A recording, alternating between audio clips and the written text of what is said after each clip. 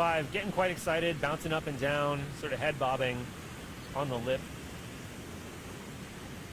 And that's kind of a diagnostic characteristic of him. There's not really a lot of bears that will fish the lip that bob their head up and down really excitedly like that. I think right now he's probably the only one that I would say does that on a regular basis. Although at one point we did have a bear nicknamed Head Bob. Yes, and he got that nickname because he did something similar. Yeah. I don't think I never observed him doing it as frequently as 775, but he did do it.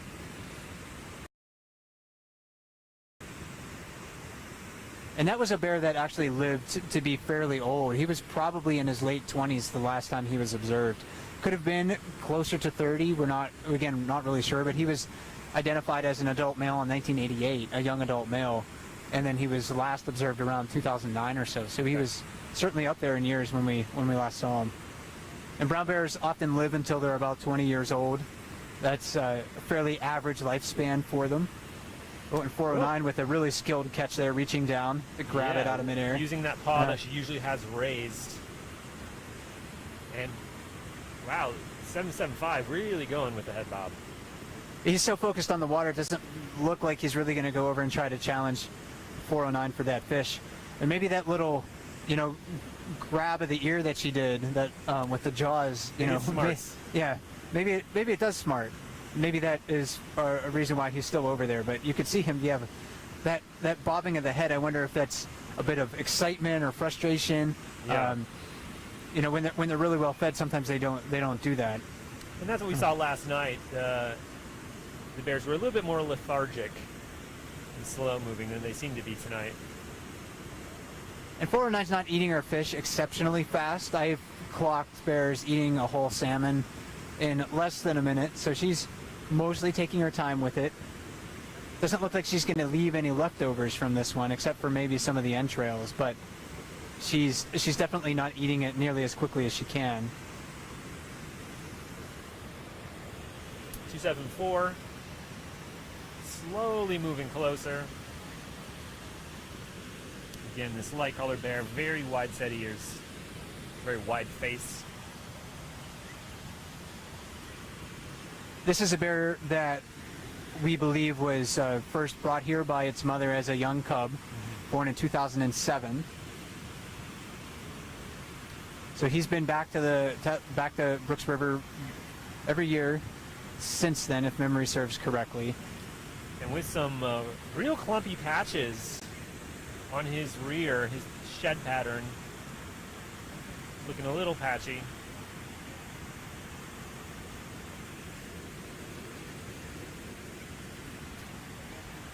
You can see him hovering kind of around those big adult males. Again, he's not big enough to compete with 856 or 747.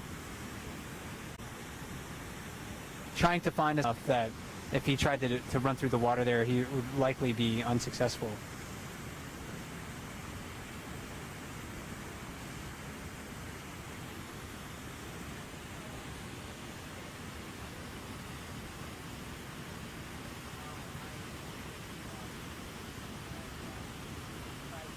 And really in the last, what would you say, probably 15 or 20 minutes or so, we've seen very few fish being caught. Otis caught one, 409 caught a couple. Yeah. 755 stole one, and now we have a bear I don't think we've... And we often get that question, when the fish are really pumping, there may not be a lot of bears, and visitors will ask, well, if there's so much fish, why aren't they here? Well, and that kind of makes sense on some level. If there's more fish moving, jumping, they can get their fill quicker, and they don't need to stick around as long. Whereas right now, fish are harder to come by tonight. They'll be sticking around a little bit longer to get those calories. And that bear ate that fish very quickly. That was certainly less than a minute. I didn't have my my stopwatch out for that, but very, very quickly. So that was an indication that he's a hungry bear.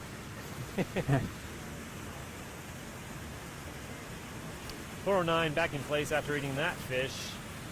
And she does alternate. She'll always have one, not always, but often at least have one paw raised. And she alternates between right and left. And that's one of the sort of behavioral characteristics that you can use to identify Yeah. 409. Standing on the lip like that with a paw raised right now is pretty much a guarantee that you're going to be looking at her.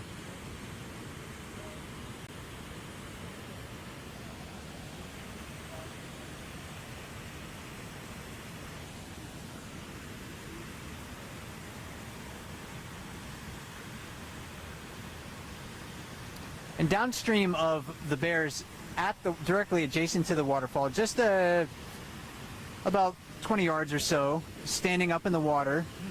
This looks to be number 284, another bear who was raised here in the Brooks River area. She has fairly blonde ears, sometimes a prominent shoulder hump, especially when she sheds out. She's also a bear that's highly habituated to the presence of people. So Very, very much so. If I'm not mistaken, Mike, I believe her mother was 708. yes. And 708 would take her through Brooks Camp, the developed area, fairly often as a cub. And she has done the same with her cubs in the past. And bears will change their habits as they age and mature. In fact, when I first came to Katmai, everybody knew 708. Yeah. Pretty much every visitor that came to Brooks River knew 708 because she was always near the lodge. People will come up to me and be like, "That Amelia bear is grazing on grass again near the lodge," and we'd have to keep people away, and the bear technicians would have to try to chase her away from the buildings. And 708 right now is not really a well-known bear for a lot of the people that stick just right around Brooks Camp. She does not come through camp as much as she used to. And I'm kind of wondering if that's going to be the case with 284 as well, as she sort of matures. Because she's not that old of a female right now. I think she was born in 2008. But she does get fairly assertive with anglers or park staff when she does come through camp. In each one of the bears, if I have a close encounter with them, just because I've seen them maybe hundreds of times, that doesn't mean that this situation isn't unique and I shouldn't approach it as a unique situation. Each one of these bears has a tolerance for each other and their own tolerances for people, their own definitions of personal space. Yes. And you definitely don't want your behaviors to be misinterpreted by the animal, where they No would room they would for feel miscommunication Right. with bears. And like people, bears occasionally have bad days. They get in different moods of various sorts. And you definitely do not want to impede on their personal space. 284, though, she does have a relatively prominent hump as well. That sort of classic grizzly hump or brown bear hump.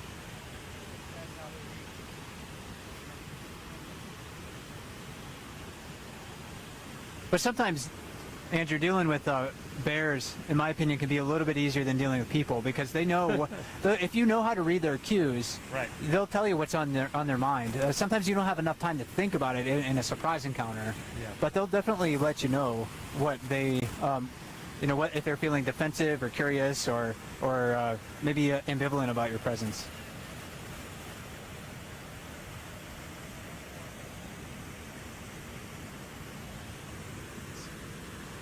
And we're about halfway through our broadcast, so I think it might be a good time to introduce myself, or reintroduce myself. And my name is Mike Fitz. I'm a fellow with Explore.org. And my name is Andrew. I'm a park ranger here at Katmai National Park and Preserve. We're here in Southwest Alaska at Brooks Falls. This is a play-by-play. This is a broadcast we do pretty regularly during peak season here on the Brooks River, where we sort of provide some commentary, some insight into what the bears might be doing here. Mike, I don't know if we're able to get it in frame, but we do have Bear 435 and her two cubs sort of lingering in the periphery. Definitely. Let's try to get her in the frame here. So I'm going to pan down. Let me know if we need to back up a little bit. So there, just there in the corner, you can see the two cubs. 435 has one lighter cub and one darker. They are yearlings this year. And I believe is this, Mike, her fourth litter? Third litter as far as I know. Third litter. Yeah, at least that we've observed her with. Sometimes bears probably have cubs, and then the cubs don't survive on the trip to Brooks Camp. So we have to assume those are minimum estimates when people say they've had 3 or 4 litters. Yeah. But this is definitely the third one that we know of hers. So the lighter one looks a little bit more like her mom as far as fur color.